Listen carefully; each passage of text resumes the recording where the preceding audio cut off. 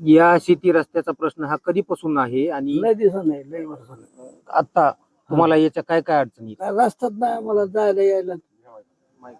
काय शेती जायला यायला रस्ताच नाही रस्ताच नाही. मग आता वाहतूक कुठून चालू आहे कुठून तुमची जायला आपण करावं लागतं. आता तिकून जाताना तुम्हाला काय काय अडचणी सगळीच अडचणी कोणती काहीच नाही तिकडे हा. काय. तिकून तिकडचे शेतकरी वागूत येतात का ती वाहू नाही शेतात चारीनं वगैरे? जावं लागतंय ना. चारीनं कशाला अडचण? चारीनं जाताना चारीनं काय जावं परिस्थिती लागतंय, आपल्या फाटीवरून जावं लागतंय. फाट्यावरून हं.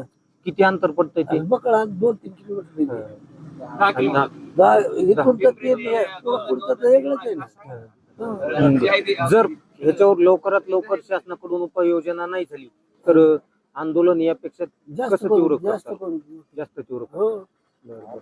आता तर सध्या लोकशाहीमध्ये सगळ्यात मोठं हत्यार म्हणजे आमरण उपोषण हो. आणि त्या माध्यमातून चालू असून पण यापेक्षा अधिक तीव्र उपोषण करू हो जास्त करू. हो. आणखीन काही बोलायचं का नाही, तुम्हाला नाही. बोलू दे ना तिला